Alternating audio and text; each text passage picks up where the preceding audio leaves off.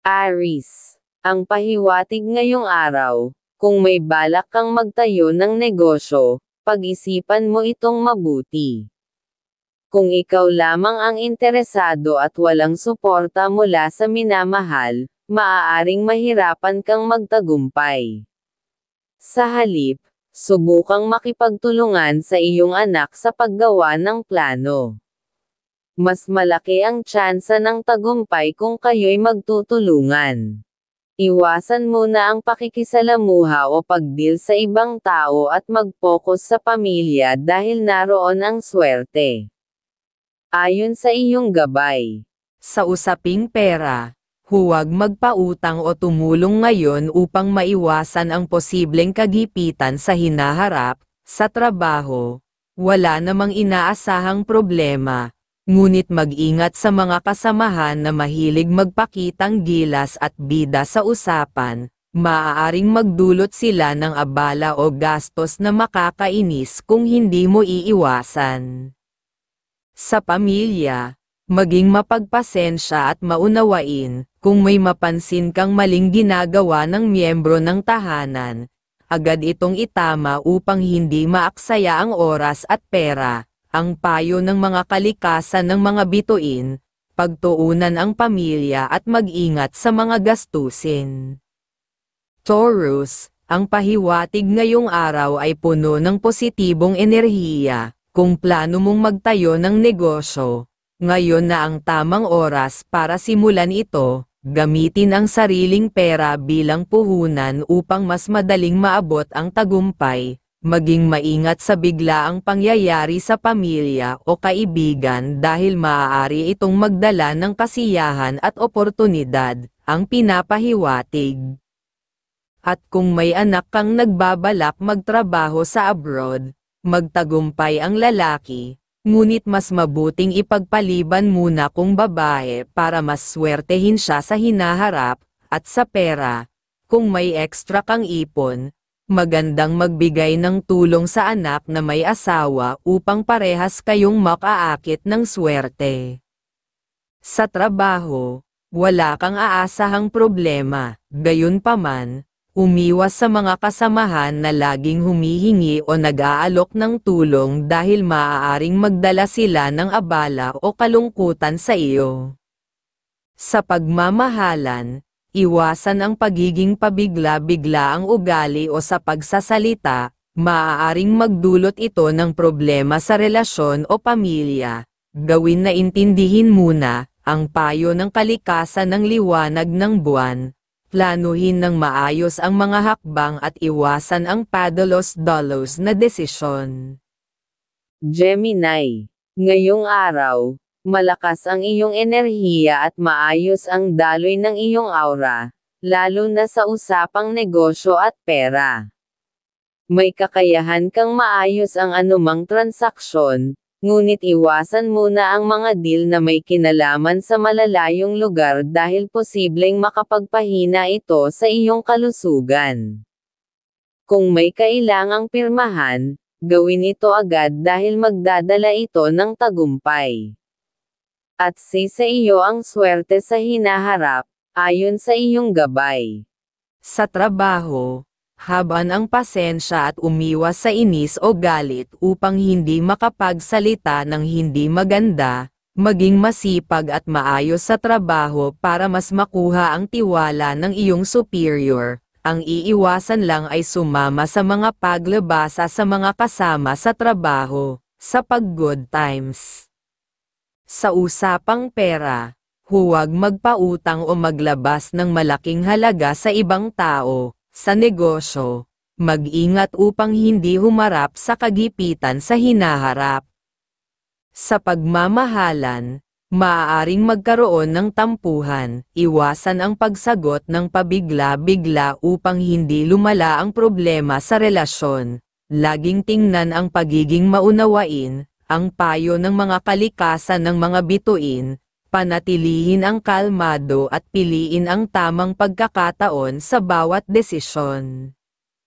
Cancer, ngayong araw, ay may pahiwatig na kung may balak kang magtayo ng negosyo, dapat mo itong pag-aralang mabuti. Kung ikaw lang ang may interes at walang suporta mula sa minamahal, maaaring mahirapan kang magtagumpay. Kung hindi interesado ang iyong kapareha, makipag-ugnayan sa iyong anak upang magplano, mas mataas ang tsansang magtagumpay kayo kung magtutulungan. Sa araw na ito, umiwas muna sa mga transaksyon sa ibang tao. Sa pamilya nagmumula ang swerte. Pagdating sa pera, iwasan ang pagpapautang o pagtulong sa iba upang maiwasan ang kagipitan sa hinaharap. Sa trabaho, walang senyales ng malaking problema. Ingatan lamang ang mga kasama sa trabaho na mahilig magpasikat at magpaimportante, dahil maaari kang madamay sa hindi inaasahang gastusin o inis. Sa pamilya, maging maunawain sa mga ginagawa ng miyembro ng tahanan, ngunit kung may makitang mali, agad silang pagsabihan upang maiwasan ang walang saysay na gastusan. Ang payo ng kalikasan ng sikat ng araw, itoon ang araw sa pagpaplano kasama ang pamilya. Leo, ang pahiwatig ngayong araw, ay maganda ang enerhiya mo, kaya ang mga plano mong magnegosyo ay mainam na simulan. Gamitin ang sariling pera bilang puhunan upang mas mabilis kang umasenso. Maging maunawain din sa mga biglaang pangyayari sa pamilya o mga kaibigan dahil maaaring may pagkakataon silang magbigay ng kasiyahan o suporta sa iyo. Ayon sa iyong gabay. Sa tahanan, kung may anak kang lalaking nagnanais magtrabaho abroad, ito ay may positibong resulta. Subalit, kung babae, mas mabuting ipagpaliban muna para sa mas maginhawang oportunidad sa hinaharap. At sa pera, kung may extra kang ipon, maaari mong tulungan ang anak na may pamilya upang magbigay daan sa pagdaloy ng swerte sa inyong dalawa. Sa trabaho, walang senyales ng problema. Umiwas lamang sa mga kasamahang mahilig tumulong at humingi rin ng tulong dahil maaari kang malungkot o mairita kapag nasangkot sa kanila ngayong araw. Sa pagmamahalan, umiwas sa pabigla-biglang pagsasalita sa mga kasama sa tahanan upang maiwasan ang pagtatalo na pwedeng magdulot ng problema. Ang payo ng kalikasan ng liwanag ng buwan, gamitin ang araw na ito sa tamang pagdedesisyon at pagiging maingat sa pakikitungo. Virgo, ngayong araw ay maganda ang iyong enerhiya para sa usapan sa pera at negosyo, kaya mong magtaguyod ng maayos na transaksyon. Subalit, umiwas sa pakikisalamuha o pakikipagdeal sa malalayong lugar, dahil maaaring magdulot ito ng pagkapagod o pagsama ng kalusugan. Kung may dokumentong kailangang pirmahan, gawin ito agad dahil magdudulot ito ng pag-unlad. Sa trabaho, magpakatatag at mag-ingat na huwag magalit agad, baka may masabi kang ikakagalit ng iba. Mas mabuting magtrabaho ng tahimik at magpakita ng sipag upang mapansin ng mga nakatataas. Pagdating sa pera, iwasan ang pagpapautang at paglabas ng malaking halaga, kahit para sa negosyo, upang hindi ka mahirapan sa hinaharap. Sa pagmamahalan, maaaring magkaroon ng tampuhan sa minamahal, kaya umiwas muna sa pagsagot ng padalos-dalos upang hindi lumala ang sitwasyon. Ang payo ng kalikasan ng mga bituin, mag-focus sa maingat na pagkilos at pakikitungo sa iba. Libra, ang pahiwatig ngayong araw, iwasan ang mga tao na humihingi ng pabor o tulong dahil may posibilidad na maabala ka lamang o mawalan ng pera ng walang kabuluhan. Sa mga usapan o deal, magiging maayos ang takbo basta't magtiwala ka sa sarili mong kakayahan. Kung may balak kayong negosyo ng pamilya, ipagpatuloy ang pag-aaral at obserbasyon sa mga matagumpay na negosyo para madagdagan ang inyong kaalaman at tagumpay. Sa tahanan, Mag-ingat sa mga biglaang karamdaman, iwasan ang mga pagkain o gawain na maaaring magdulot ng sakit. Kung tutulong ka, unahin ang magulang o kapatid dahil maaaring magdala ito ng biyaya. Ngunit huwag basta-bastang magbigay sa mga pinsan o pamangkin upang maiwasan ang di inaasahang gastusin. Sa trabaho, mag-ingat sa mga kasamahan na mukhang mabait ngunit posibleng magdulot ng abala sa iyo. Maging masinop at huwag magtiwala ng basta-basta. Sa pag-ibig, magiging masaya ang inyong samahan, at ang pasensya mo ay magdadala ng masaganang biyaya sa pamilya. Ang payo ng mga kalikasan ng sikat ng araw. Ngayong araw, piliin ang mga gagawin ng may pag-iingat. Scorpio, ang pahiwatig kung may balak kang negosyo, mas mainam na ipagpaliban ito ngayong araw at ituon ang oras sa mga aktibidad na magpapasaya sa iyo.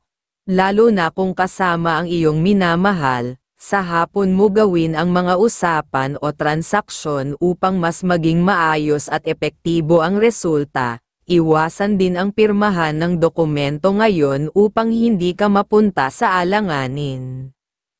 Sa pera, maging maingat sa paggastos, iwasang maglabas ng pera upang masigurong manatili ang daloy ng swerte sa iyong buhay. Sa trabaho, magiging produktibo ka at maaaring mapansin ang iyong sipag ng mga superior. Gamitin ang araw na ito para ipakita ang husay sa mga gawain. Sa pamilya, magiging masaya ang araw dahil ang positibo mong ugali ay nagdadala ng swerte at grasya sa inyong kabahayan. Ang payo ng mga kalikasan ng sikat ng araw, ituon ang sarili sa mga bagay na magpapasaya at magdadala ng swerte. Sagittarius, ang pinapahiwatig, ay may maganda kang enerhiya ngayon kaya't sulitin ito sa paggawa ng mga plano at desisyon. Mag-ingat sa mga bagong kakilala na maaaring maghangad ng pakinabang sa iyong pera o kaalaman, maging praktikal sa mga oportunidad, kahit maliit ang kita. Dahil maaaring magdulot ito ng mas malaking tagumpay sa hinaharap.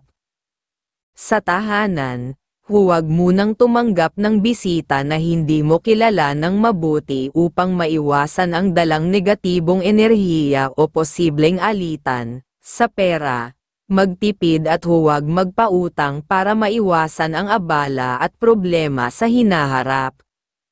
Sa trabaho, ipakita ang tapang at pagiging tiyak sa iyong ginagawa, huwag magpadala sa takot basta't nasa tama ka.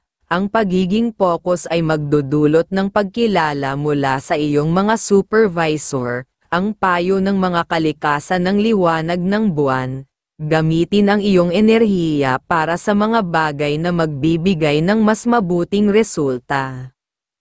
Capricorn, ngayong araw, may kakayahan kang magtagumpay sa mga plano mo, kaya ituloy ang mga ito, sa kabila ng husay mo sa pakikipag-usap at pagdedesisyon. Iwasan ang mga sitwasyong magpapainip sa iyo upang mapanatili ang iyong galing. Kung may taong maghihintay o magpapabagal sa iyo, mas mainam na umiwas muna. Sa pag-ibig, kung hindi mo pa nararamdaman ang tunay na saya at lungkot ng pagmamahal, maaaring panahon na upang pag-isipan kung ito ba talaga ang nais mo. Pakinggan ang tibok ng iyong puso at magdesisyon ng maayos. Sa trabaho, maging maagap at huwag hayaang maantala ang mga gawain. Ipakita ang dedikasyon at husay upang makuha ang tiwala at paghanga ng mga nakatataas. At ang idudulot sa iyo ay makaasenso, kagad sa hinaharap. Ang payo ng mga kalikasan ng sikat ng araw, ituloy ang mga plano ng may buong kumpiyansa. Aquarius, ang pinapahiwatig, sabihin mo sa iyong sarili na kaya mong gawin ang mga plano mo ngayong araw. Kung may mga kausap ka, gamitin ang iyong talino at galing upang buuin ang magandang pagkakataon. Ngunit umiwas muna sa pagtulong sa iba lalo na kung walang tiyak na pakinabang ito sa kanila o sa iyo. Kung may pupuntahan kasama ang mahal sa buhay, tumuloy ka dahil may dala itong swerte, ayon sa iyong gabay. Sa pera, kung pinag-isipan mo ng mabuti at legal ang isang investment, dapat mo na itong subukan, mag-ingat at tiyakin na ligtas ang lahat ng hakbang para makaipon ng maayos. Sa trabaho, maging maingat sa pagbabahagi ng kaalaman, hindi mo kailangan ipakita ang lahat ng alam mo dahil baka iba pa ang makinabang sa iyong pinaghirapan. Sa pag-ibig, iwasan ang selos at pagdududa. Panatilihin ang tiwala sa mahal mo upang maiwasan ang anumang hindi pagkakaunawaan, nang sa ganoon ay laging masiglaan pag-iibigan. Sa buhay, ang payo ng mga kalikasan ng liwanag ng buwan, kumilos ng may talino at tapang upang makamit ang tagumpay. Pisces, ang pahiwatig sa pakikipagdeal o negosasyon. Iwasan muna ito dahil mahina ang swerte mo ngayon, pag-isipang mabuti bago magdesisyon upang maiwasan ang suliranin, sa hinaharap, at pwedeng kang pumunta sa lugar na iyong gusto, ayon sa iyong gabay. Sa trabaho ngayong araw, huwag hayaang abusuhin ka ng iba, kung kailangang ipahayag ang saloobin mo. Gawin ito ng maayos upang hindi samantalahin ng mga kasama ang iyong talino at kakayahan, panatilihin ang kontrol sa iyong mga gawain upang makuha ang nararapat na gantimpala. Sa pera, huwag basta magtiwala sa mga matatamis na salita ng ibang tao, mag-ingat sa pagbibigay o paglalabas ng pera upang hindi masayang ang pinaghirapan mo.